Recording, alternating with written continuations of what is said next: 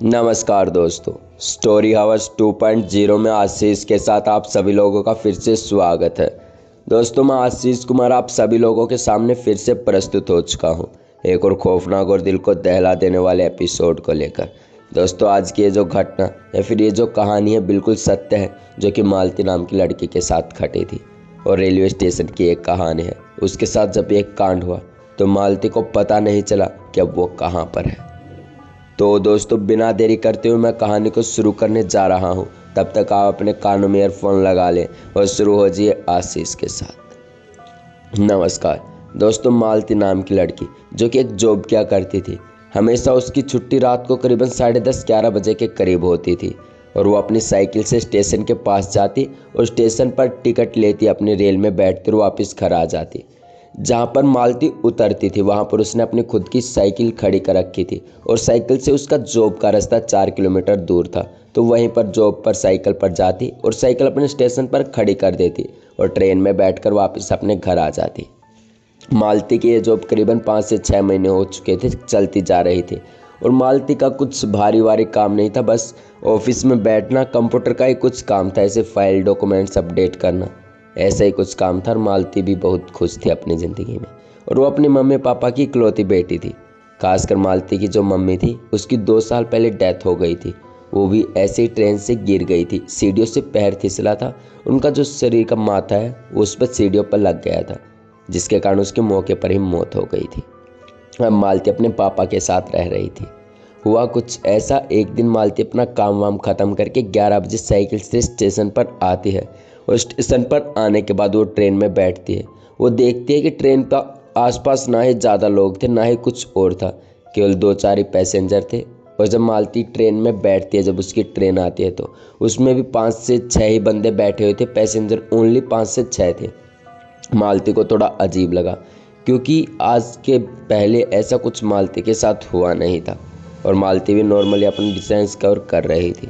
तो होता कुछ ऐसे रात में मालती के साथ, वो अपने ऑफिस से जब आती है तो थकी हुई थी काफ़ी ज़्यादा, क्योंकि कुछ ज़्यादा ही काम किया था, जब फाइल डॉक्यूमेंट्स का वगैरह वगैरह, तो बहुत ज़्यादा रात हो गई थी और ऐसे बहुत थक भी गई थी मालती। तो वो आती है और अपने स्टेशन पर पैसेंजर में ट्रेन में बैठती है और अपने कानों में ईयरफोन लगा लेती है, जो हेडफोन होते हैं बड़े वाले, वो लगा लेते हैं। और थकावट इतनी ज़्यादा थी कि उसे नींद आ जाती है और वो अपने पापा को फ़ोन करके पहले ही कह देती है कि पापा मैं ट्रेन में बैठ गई हूँ और थोड़ी देर में घर आ जाऊँगी।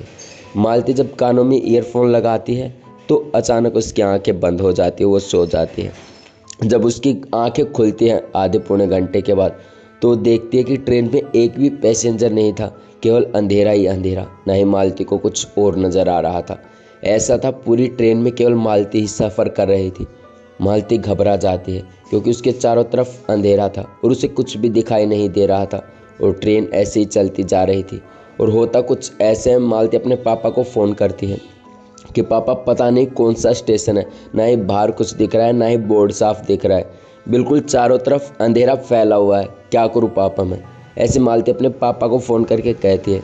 मालती के पापा कहते हैं कि घबरा मत बेटे, स्टेशन का नाम देख कौन सा है और फिर फ़ोन कर, आसपास क्या है, कुछ भी जो भी है, मेन रीज़न है जो भी है तो मुझे बता। मालती इधर उधर देखती है, उसे स्टेशन के पास कुछ भी नज़र नहीं आता, ना ही बोर्ड साफ दिख रहा था, ना ही कोई पैसेंजर था और ना ही ट्रेन में पैसेंजर था। मालती थोड़ी सी डर जाती है और इतनी ही देर में ट्रेन फिर से चल पड़ती है। ट्रेन जैसे जैसे चलती जा रही थी, मालती की घबराहट बढ़ती जा रही थी, क्योंकि मालती जब ट्रेन में बैठी हुई थी उसके आसपास ना ही कोई पैसेंजर था, केवल वो, उसका फ़ोन बस और अंधेरा। ऐसी ट्रेन चलती जा रही थी। मालती ने सोचा कि भाई ट्रेन रुकी नहीं है, बहुत देर हो गई, कम से कम 10 से ऊपर मिनट हो गई और मालती को पता था कि हर 10 मिनट में स्टेशन आता है, लेकिन अब ट्रेन रुकी नहीं रही थी। मालती को समझ नहीं आया कि आखिरकार ये हो क्यों रहा है और किस कारण से हो रहा है। मालती डर गई और मालती अपने पापा को फिर से फ़ोन करती है।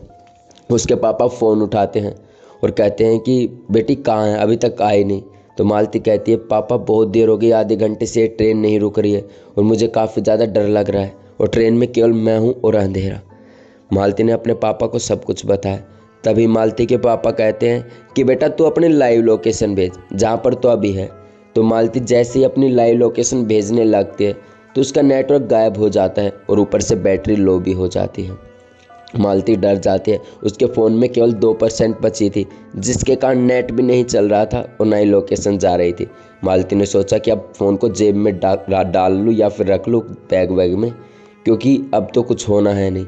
तो ऐसे ही मालती अपने फ़ोन की लाइट ऑन करके जो केविन होता है, ट्रेन का जो ड्राइवर होता है, उसके पास जाता है, लोको पायलट जिसे कहते हैं, उसके पास जाने लगती है। वो वहाँ पर देखती है कि ट्रेन में कोई भी नहीं था, कोई नहीं बैठा था, बिल्कुल ट्रेन अपने आप चल रही थी। मालती और ज़्यादा डर जाती है और बहुत ही ज़्यादा घबरा जाती है कि अब मैं क्या करूँ क्या करूँ।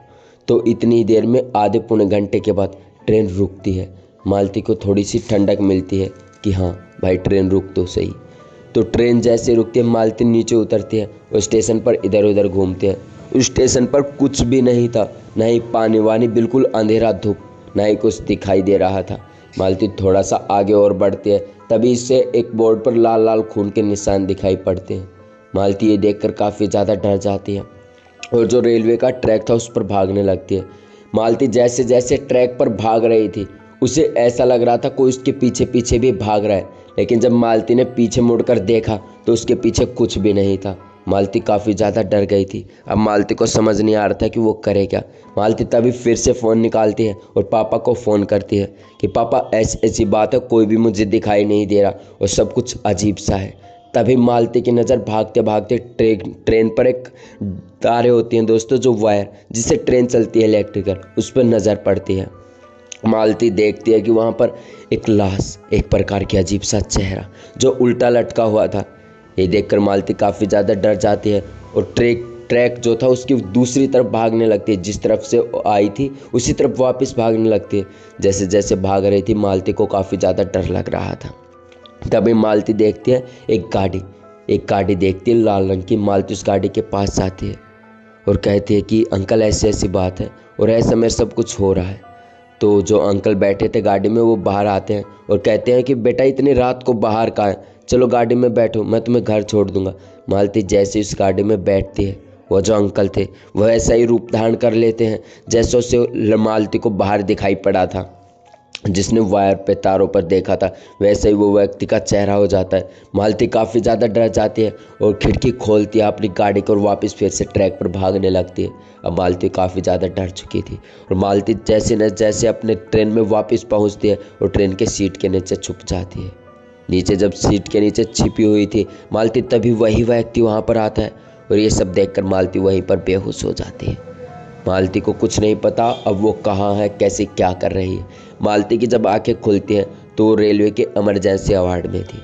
वहाँ पर पता चलता है एक औरत जो डॉक्टर थी वो बताती है कि तू ऐसे ऐसे बेहोश मिली बेटा, वहाँ पर ट्रेन में थी।